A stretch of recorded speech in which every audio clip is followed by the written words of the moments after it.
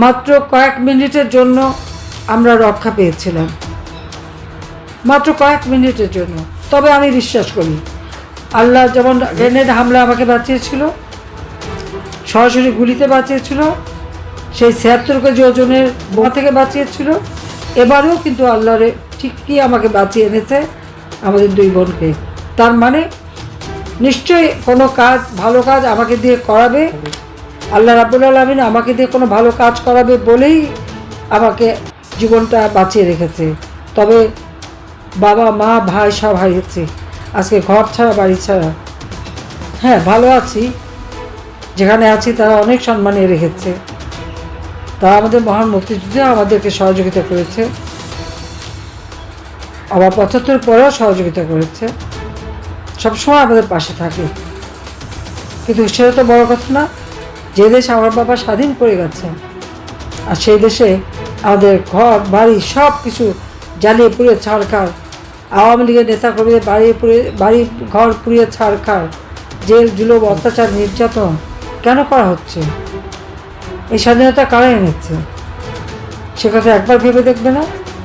আর আজকে যা তুলনা করে ৭১-এর সাথে ২৪, তারা কি স্বাধীনতার যুদ্ধ দেখেছে?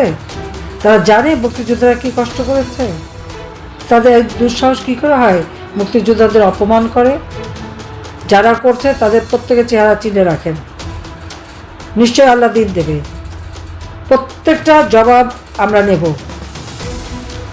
আল্লাহ সেই জন্যই বাঁচিয়ে রেখেছে এবং বাংলাদেশের মানুষের জীবনে আবার শান্তি, নিরাপত্তা, অর্থনৈতিক সমৃদ্ধি ফিরিয়ে আনবো, ইনশাআল্লাহ সেটা ফিরিয়ে আনবো, এটাই আমাদের প্রতীক্ষা। আজকে যতই দাবাতে চেষ্টা করুক, আওয়ামী লীগ ভেসে আসে নাই, আওয়ামী লীগ কোনো পরগাছা না, আওয়ামী লীগ কোনো জেনারেলের পকেট থেকে বের হয়নি বা কোনো পাতা করণি ঘুটে করণি দেওয়া করা হয়নি। আওয়ামী লীগ এদেশের মাটি মানুষের সংগঠন। আর আপনারা দেখেন এই সমন্বয় বৈষম্যহীন বলে আজকে এমন বৈষম্য সৃষ্টি করেছে যে সমন্বয়ক বলেছে যে আমার পকেটে ২,০০০ টাকা নাই, সে এখন কত দামি গাড়ি চড়ে, যার বাবা তাকে পড়ানোর খরচ দিতে পারে না, এখন তার বাপদাদা জমিদার হয়ে গেছে। তা বৈষম্যটা কারা সৃষ্টি করছে? বৈষম্যহীনে নামে বৈষম্য সৃষ্টি করে আর মানুষ হত্যা করে আওয়ামী লীগের শেষ করবে।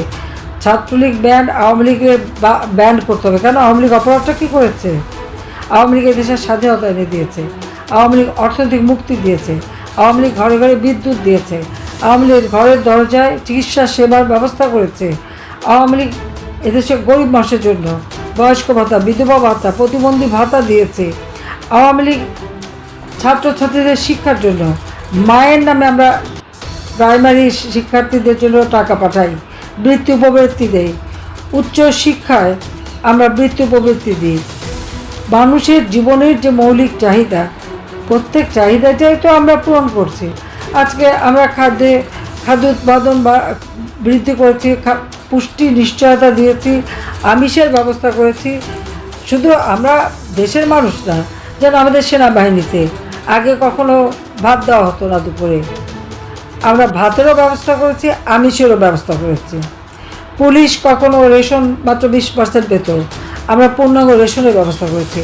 অবসরপ্রাপ্ত সেনা যারা, তারা যে একসময় রেশন নিত, আনা নেওয়া যাওয়া খরচ তাদেরই দাবির পরিপ্রেক্ষিতে তাদের টাকা, সেই টাকার অঙ্ক আমি বাড়িয়ে দিচ্ছি। এই জুলাই মাস থেকেই কিন্তু তাদের পেনশনের টাকা আমরা বাড়িয়ে দিয়েছি, রেশনের টাকা বাড়িয়ে দিয়েছি, যাতে জিনিসের দাম বেড়ে গেছে সেই জন্য। তাছাড়া 1 কোটি পরিবারের জন্য মাত্র 30 টাকা কেজিতে চাল এবং স্বল্প মূল্যে ডাল, তেল, চিনি কিনতে পারে। সেইভাবে টিসিবি দ্বারা 1 কোটি পরিবারের জন্য আমরা স্পেশাল পারিবারিক কার্ড করে দিয়েছি, যার মধ্য থেকে মানুষ সস্তায় জিনিস কিনতে পারবে, নিম্নবিত্ত বা ফিক্সড ইনকাম তারা কিনতে পারবে।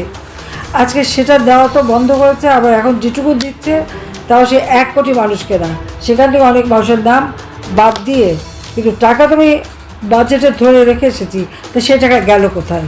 সেটাই প্রশ্ন। এইভাবে মানুষকে তারা শোষণ করছে, খুন করছে। কাজে সব খুনের দায়িত্ব ইউনূসকে নিতে হবে।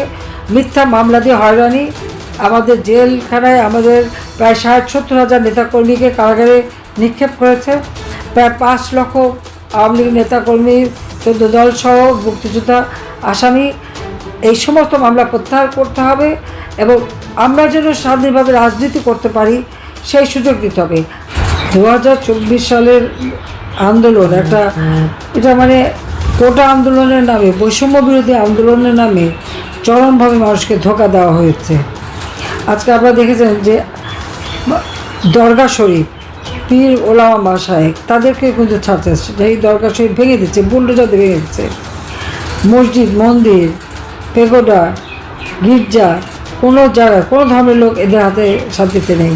এই ইউনূস একটা সুদখোর, জনগণের টাকা আত্মসাৎ করে এবং বিদেশিদের দালালি করে বিদেশিদের কাছ থেকে অর্থ নিয়ে এই বাংলাদেশটাকে ধ্বংস করা শুরু করেছে।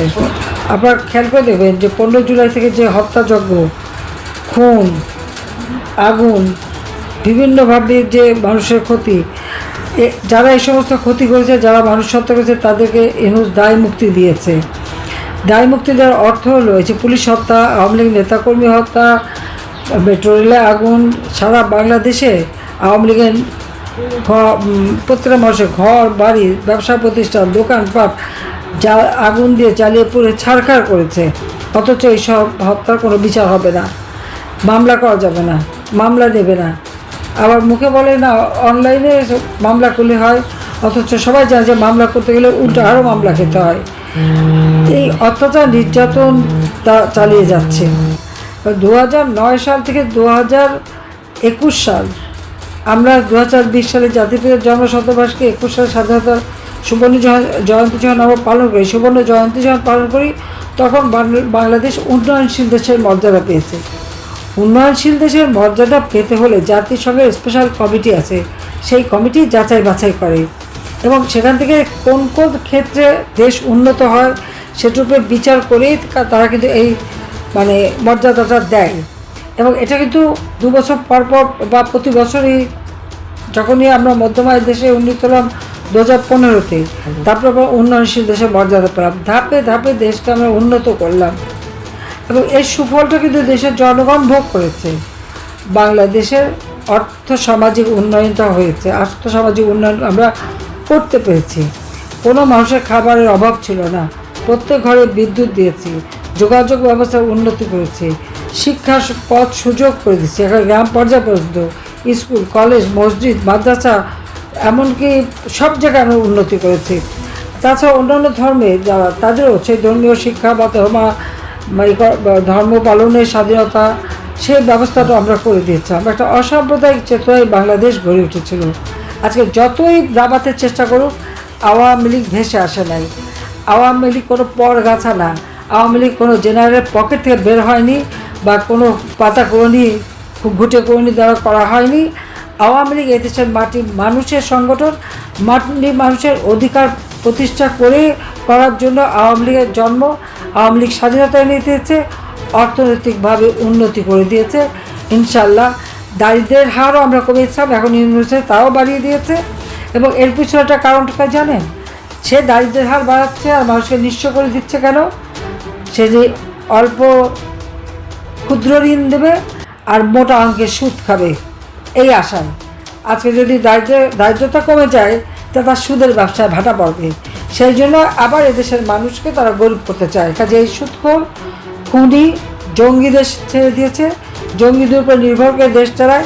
কাজে খুনি, জঙ্গি ইউনূস, এর হাত থেকে দেশকে রক্ষা করতে হবে, একে ক্ষমতা থেকে সরাতে হবে। কাজে এর জন্য আমাদের সকলকে এক হয়ে মাঠে নামতে হবে।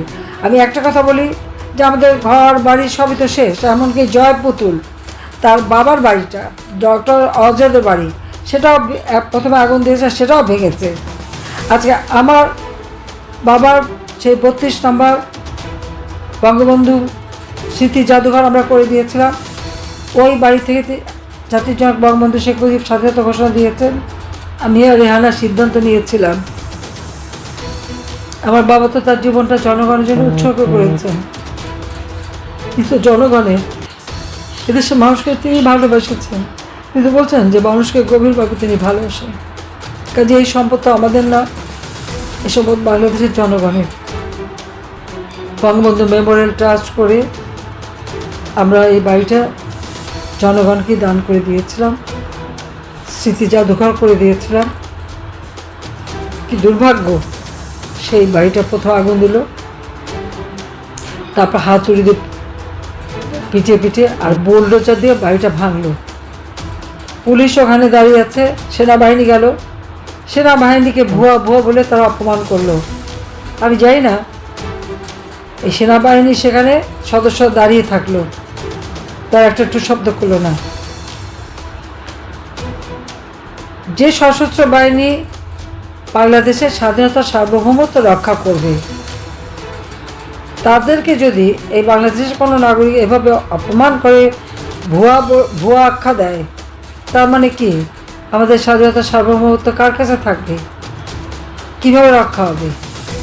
আর আমার অবাক লাগে যে যারা এইভাবে সেনাবাহিনীর সদস্যদের এই ভুয়া বলে অপমান করলো, এমনকি সেনাপ্রধানকেও চ্যালেঞ্জ করলো, তাদের বিরুদ্ধে কিন্তু কোনো ব্যবস্থাই নেওয়া হলো না। এরকম মেরুদণ্ডহীন হলে দেশের স্বাধীনতা সার্বভৌমত্ব রক্ষা করবে কিভাবে? সেটাই আমার প্রশ্ন। চোখের সামনে কারো বাড়ি ভাঙছে, এই অন্যায় কাজ দেখে দাঁড়িয়ে থাকলে তাহলে দেশ যখন কোনো আক্রান্ত হবে তাহলে তখনই কি দাঁড়িয়ে থাকবে? কিভাবে রক্ষা করবে? যারা দেশের একটা সম্পদ রক্ষা করতে পারে না, আজকে একটা মানুষের বাড়ি ঢুকে ডাকাতি হয়, খুন হয়, আবার সে বাড়ি লুট হয়, আবার বাড়ি ভেঙে ফেলা হয়, আগুন দিয়ে পোড়ানো হয়, সেখানে কোনো বাধা নাই, তাদের বিরুদ্ধে কোনো ব্যবস্থা নাই। আইন আছে, আর্মি রুল অ্যাক্ট আছে, আমাদের সংবিধান আছে, আমাদের সিআরপিসি আইন আছে, ফৌজদারি অপরাধ করে সে আইন আছে। একটার পর একটা খুন করে যাচ্ছে, পা বেঁধে ঝুলিয়ে রাখছে। আজকে পুলিশ হত্যার বিচার হবে না, আওয়ামী লীগ নেতাকর্মী হত্যার বিচার হবে না। হ্যাঁ, কয়েকজনকে পেয়েছে, শহীদ হয়েছে বলে ঘোষণা দেওয়া হয়েছে, তার মধ্যে অনেকে তো আবার জীবন্ত হয়ে ফিরেও এসেছে। আমি যাদের হত্যা করেছি তারা কিন্তু ফিরে এসেছে। তো সেখানে আমার প্রশ্ন যে যাদের হাতে হাতুড়ি দিয়ে এই 32 নম্বর ভাঙলো, তাদেরকে আবার সম্বর্ধনা দেয় সেনা সদরে, এটা কেমন ধরনের কথা? এটা কী ধরনের বিবেচনা? এই আওয়ামী লীগ তো দেশ স্বাধীন করেছে, ওই বাড়িটার থেকেই তো স্বাধীনতার ঘোষণা হয়েছে, স্বাধীনতার ঘোষণা হয়েছে বলেই আজকে সে সেনাবাহিনী হোক বা আমাদের পুলিশ বাহিনী হোক অথবা আমাদের সিভিল প্রশাসন হোক, আজকে যারা সচিব, সিনিয়র সচিব অথবা জেনারেল, মেজর জেনারেল বা লেফটেন্যান্ট জেনারেল বা জেনারেল হয়েছে, বাংলাদেশ স্বাধীন না হলে কি এই জায়গায় কেউ উঠতে পারতো? পুলিশের আইজি বাংলাদেশ স্বাধীন না হলে কি হতে পারতো? পাকিস্তান আমলে কি ছিল? সেনাবাহিনীতে মেজর পর্যন্ত উঠতে পেরেছে মোটে একজন কর্নেল, আর সচিব বাঙালি, ও পর্যন্ত যেতেই পারতো না। যুগ্ম সচিব কয়জন ছিল সে হিসাব আমি অনেকবার দিয়েছি, লাগলে আবারও দিতে পারবো।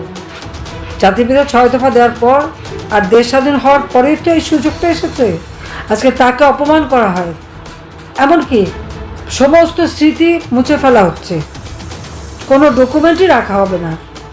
বঙ্গবন্ধুর স্মৃতি মুছে ফেলা, তার সমস্ত কাজের ডকুমেন্ট নষ্ট করা, তার মানে কি বাংলাদেশের স্বাধীনতার সব ইতিহাসই মুছে ফেলে দেওয়া। এরা কারা? তার মানে এরা পাকিস্তানের পা তলে থাকতে চায়, ওই বুটের লাথি খেতেই তাদের পছন্দ। যখন পাকিস্তানিরা বুটের লাথি খাওয়াতো ওটা তাদের ভালো লাগতো।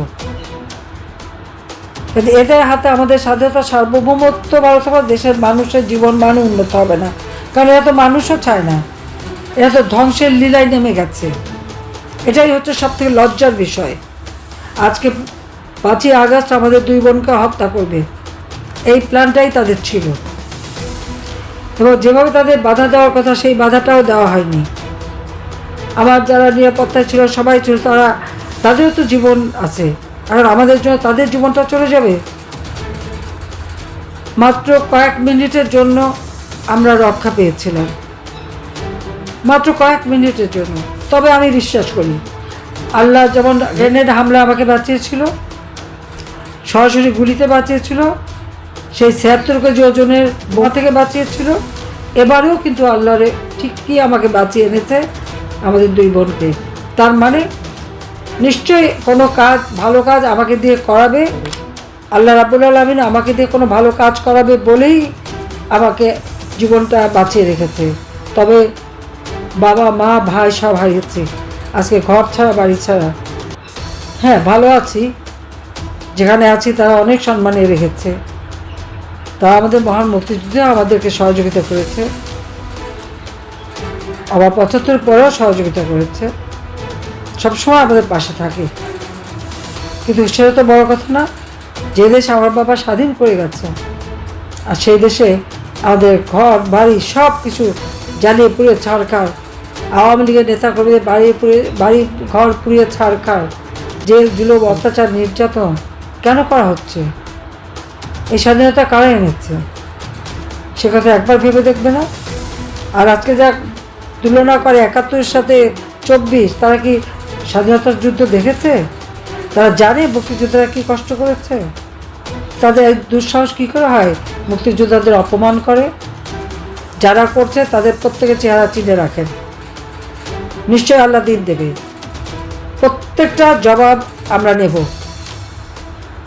আল্লাহ সেই জন্যই বাঁচিয়ে রেখেছে এবং বাংলাদেশের মানুষের জীবনে আবার শান্তি, নিরাপত্তা, অর্থনৈতিক সমৃদ্ধি ফিরিয়ে আনবো। ইনশাআল্লাহ সেটা ফিরিয়ে আনবো, এটাই আমাদের প্রতিজ্ঞা। আপনাদের সবাইকে ধন্যবাদ। জয় বাংলা, জয় বঙ্গবন্ধু, বাংলাদেশ জয়।